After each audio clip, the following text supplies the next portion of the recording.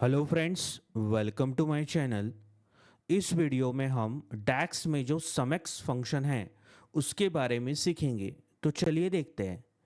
तो मेरे पास sales data, ये एक डमी डेटा है। मैं इसका लिंक डिस्क्रिप्शन में दे देता हूँ, आप वहाँ से डाउनलोड कर सकते हो। तो अब यहाँ पे मेरे पास दो कॉलम है, यूनिट सोल्ड और यूनिट प्राइस।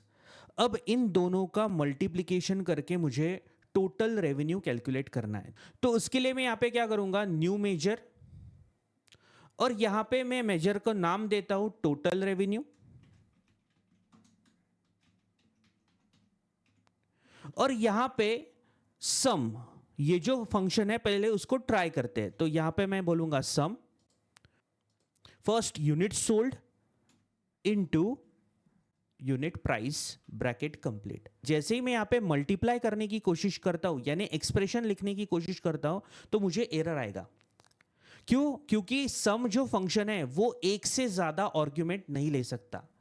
अगर आपको जस्ट उस पर्टिकुलर कॉलम को अगर सम करना है तो उसके लिए आप सम यूज कर सकते हो, लेकिन मुझे यहाँ पे मल्टीप्लाई करना है और बाद में सम करना है, तो उसके लिए मैं यहाँ पे सम को यूज नहीं कर सकता। तो मुझे क्या करना पड़ेगा, यहाँ पे यूज करना पड़ेगा सम एक्स। तो मैं यहाँ पे इसको डिलीट करता हूं और यहाँ पे मैं लिखूंगा सम एक्स।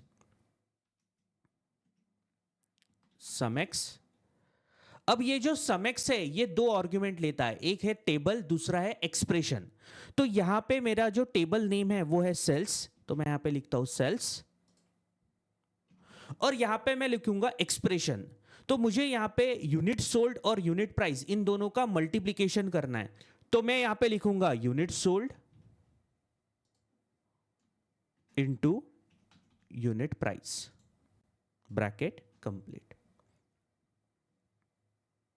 और एंटर। अब यहाँ पे मुझे देखना है कि मेरा रेवेन्यू कैलकुलेट हुआ है कि नहीं हुआ है। तो मैं यहाँ पे कार्ड में इसको ड्रैग एंड ड्रॉप करूंगा। तो देखिए हमारा टोटल रेवेन्यू कैलकुलेट हो चुका है। अब मान लीजिए मुझे टोटल रेवेन्यू कैलकुलेट नहीं करना है, तो मेरे पास यहाँ पे डेटा में कैटेगरी है, उसमें से मुझे जस्ट इलेक्ट्रॉनिक्स कैटेगरी में कितना रेवेन्यू आया है वो देखना है। तो उसके लिए मैं यहाँ पे क्या करूंगा, तो मैं यहाँ पे फिर से क्रिएट करूंगा नया मेजर, न्यू मेजर। अब इसको मैं नाम दूंगा इलेक्ट्रॉनिक्स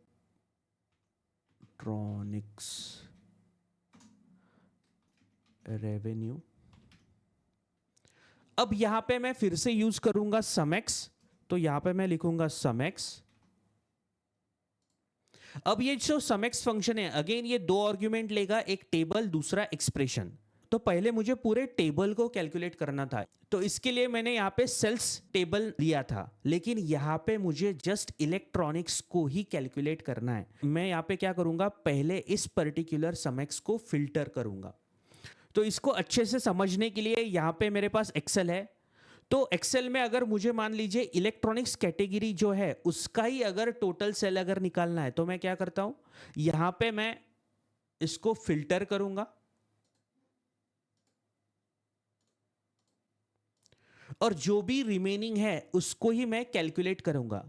सिमिलरली यहां पे भी मुझे क्या करना पड़ेगा, पहले फिल्टर फंक्शन लगाना पड़ेगा।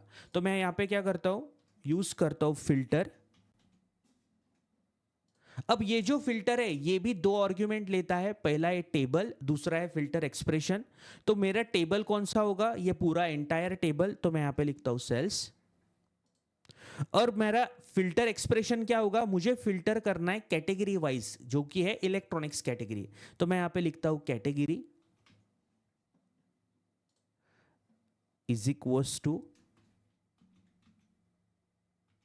Electronics bracket complete. अब इसके बाद मुझे समेक्स के लिए एक्सप्रेशन लिखना है। तो समेक्स के लिए मेरा एक्सप्रेशन क्या है, मुझे इन दोनों कॉलम्स को मल्टीप्लाई करना है। तो मैं यहां पे लिखूंगा unit sold into unit price bracket complete and enter. अब इसको मुझे चेक करना है, तो यहां पे मैं फिर से एक नया कार्ड क्रिएट करूंगा और यहां पे मैं ड्रैग एंड ड्रॉप करूंगा इलेक्ट्रॉनिक्स रेवेन्यू के मेजर को। तो यहाँ पे मैं इसको ड्रैग एंड ड्रॉप करता हूँ। तो देखिए मेरा इलेक्ट्रॉनिक्स का रेवेन्यू इतना है। तो इस तरीके से आप टोटल रेवेन्यू भी कैलकुलेट कर सकते हो और स्पेसिफिक कैटेगरी का रेवेन्यू भी कैलकुलेट कर सकते हो। तो इस तरीके से आप समेक्स फंक्शन का यूज कर सकते हो। अगर आपको यह वीडियो अच्छा लगा तो इसको लाइक, शेयर और सब्सक्राइब करना ना भूलिए। Thank you.